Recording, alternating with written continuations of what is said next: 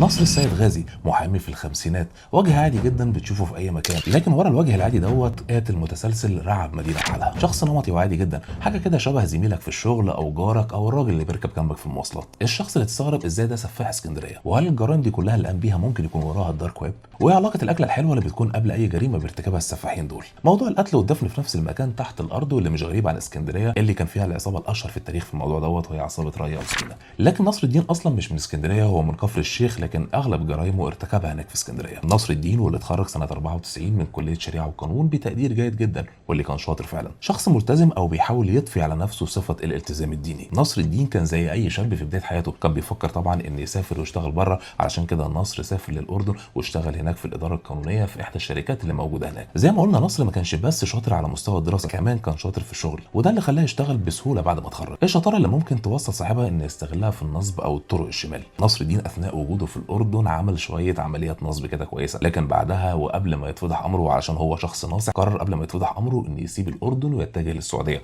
علشان يقعد هناك لحد سنه 2017، ووقتها يقرر انه يجي هنا مصر، وده طبعا بعد ما انكشف امره في السعوديه. كمان الثقه في نصر كانت مهزوزه شويه، وده طبعا بسبب سمعته اللي كانت سابقاه، علشان كده نصر واجه صعوبه في انه يلاقي شغل في مكاتب المحاماه الكبيره اللي موجوده هنا في مصر. نصر اتجه انه يكون ليه مكتب المحاماه الخاص بيه، وبدا ياجر مكتب ويسيبه، وبعد شويه يروح لمكتب تاني، وهكذا. القاسم المشترك ما بين عدد المكاتب اللي اجرها نصر ديت واللي وصل عددها ل 20 مكتب، وهو انهم كلهم كانوا في الدور الارضي. نصر الدين لف شويه في بعض المحافظات قبل ما يستقر في اسكندريه، وكان استاذ في حاجتين عكس بعض. الحاجه الاولى وهو انه يبين انه ملتزم دينيا، اما الحاجه الثانيه فهي الستات، واللي كان بيستخدمهم في انه يدفعهم لبعض الاشخاص المستهدفين عشان يحقق اغراض معينه. لكن ازاي سفاح اسكندريه كان بينقي الضحايا بتوعه؟ نصر الدين كان بيتواجد يوميا في المحاكم والمصالح الحكوميه، بيقف هناك وبينقي الاشخاص اللي بتقع عليهم عينه، واللي بيكونوا جايين يبيعوا او يشتروا عقارات ويكون باين عليهم مظاهر الثراء، واللي كان بيقنعهم ان يكون مسؤول عنهم بحيث يعمل لهم عقود ويكون مسؤول عن البنود القانونيه اللي فيها علشان ما يخسروش فلوسهم. نصر الدين كان منظم يومه، الصبح بدري كان موجود في المحاكم زي ما قلنا بيصطاد الضحايا بتوعه، اما بعد المغرب فهو موجود في المكتب بتاعه بيمارس الشغل بتاعه، اما بالليل فالمكتب كان بيكون مكان للسهرات الحمراء. الضحيه الاولى واللي كانت سيده مش كبيره في السن، كانت صغيره وغنيه ومن الجيزه، واللي حاول انه ينصب عليها كتير، لكن لما فشل ما كانش قدامه غير انه يعرض عليها ان هو يتجوزها، لكن عرفي. بعد ما نصر اتجوزها قرر انه ينقل شغله لاسكندريه، اللي حس ان فيها هناك الشغل بالنسبه له والنصب هيكون افضل بكتير من القاهره هنا، فقفل المكتب بتاعه اللي في الجيزه ونقل كل شغله هناك لاسكندريه. بعد ما زوجته نقلت مع اسكندريه بدات تكتشف الحاجات اللي بيعملها هناك والتصرفات الغريبه بتاعته، واللي لما اعترضت عليها نصر طبعا ما فكرش انه يطلقها، لا فكر انه يقتلها. بعد ما نصر الدين قتلها لفها في اكياس محكمه الغلق، وبعد كده راح وصنع عليها تابوت خشبي على قدها بالظبط، حط جثتها جواه وقفل عليه بشكل محكم، وحطها في غرفه من غرف المكتب بتاعه وقفل عليها كويس جدا، وكان ممنوع اي حد يقرب من الغرفه ديت. الغرفه اللي كانت في مكتبه الاول اللي كان موجود في منطقه العصافره قبل ما ينقل لمنطقه المعموره، واللي اتعرف منها انه سفاح المعموره. عملاء داخلين وخارجين، لكن محدش يعرف ان الغرفه اللي جوه ديت فيها جثه. في يوم من ايامه العاديه وهو بيدور على ضحيه من ضحاياه، يتصادف ان يقابل المهندس محمد ابراهيم، واللي كان عاوز يبيع بيت بيمتلكه، واللي اقنعه نصر الدين وقتها انه يقدر يدور له على مشترين كتير يشتروا منه البيت دوت. وفي ليله من الليالي راح المهندس محمد ابراهيم المكتب لنصر الدين هناك، علشان من بعدها المهندس محمد ابراهيم يختفي واسرته ما تقدرش تعرف هو راح فين. سنين المهندس محمد ابراهيم كان مختفي، وكانت اسرته بتدور عليه لحد ما في مره اتصل بيهم،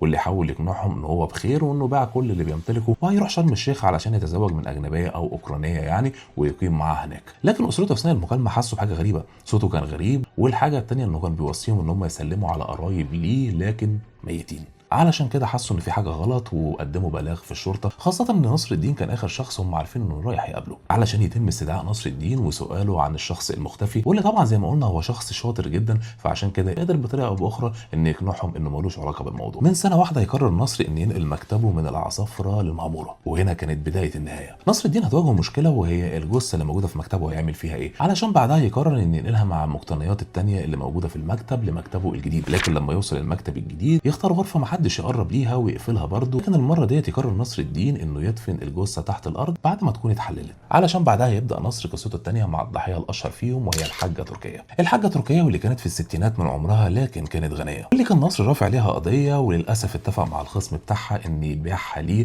عن طريق ان ياخد منه فلوس ويخسر القضيه بتاعتها. المشكله ما وقفتش هنا، نصر كمان كان ناصب عليها في مبالغ ثانيه، كمان كان مصر ياخد منها اتعاب القضيه اللي تعمد انه يخسرها لها، علشان بعد ما يختلفوا مع بعض يقرر ان يحتجزها مجموعه من الشهور شهور قبل ما يقتلها ويسحب اموالها بالفيزا كارد بتاعتها، علشان بعدها يقتلها ويحطها في الغرفه اياها، لكن المره دي من غير ما يدفنها، مجرد لفها في كيس اسود وسجاده. وفي ليله من الليالي الفضول يدفع واحده من اللي كانوا بيسهروا معاه في الليالي الحمراء بتاعته ديت ان هي تخش الاوضه اللي فيها الجثه عشان تعرف ايه اللي موجود جوه، وتكتشف وجود جثه ملفوفه بالسجاده علشان تتصل بناس معرفه ويجوا يساوموه على انهم ياخدوا منه مبالغ ضخمه قصاد ان هم ما يفضحوش امره. اثناء شجارهم مع بعض طبعا صوتهم عالي، وده اللي دفع واحد من الجيران انه يتصل بصاحب البيت، واللي بمجرد ما وصل حس ان في حاجه غلط للستات اللي موجوده في التوقيت دوت. كمان الغرفه اللي مغلقه ديت اعتقد ان اكيد في جوه راجل وست مع بعض، فاصر ان هو يدخل وفتح الغرفه من الداخل، واللي النور فيها كان ضعيف فما شافش الجثه، لكن شاف اثار الحفر واللي بسببها اعتقد ان هم بينقبوا على الاثار علشان فورا يتصل بالشرطه، علشان بعدها على طول توصل قوات الشرطه اللي لقوا الجثه اللي موجوده، وقرروا ان هم يستكملوا الحفر اللي موجود دوت علشان يلاقوا الجثه اللي كانت مدفونه تحت الارض. علشان تقوم الشرطه بالتحفظ على الجثث والقبض على نصر الدين اللي بمجرد ما تم القبض عليه بلاغات انهالت لاشخاص مختفيين، وكان ما بينهم قاسم مشترك واحد وهو انهم كانوا يعرفوا نصر الدين، اللي بيزود احتماليه ان يكون في جثث تاني اكتر من كده بكتير. ان نصر كان مأجر 19 مكتب،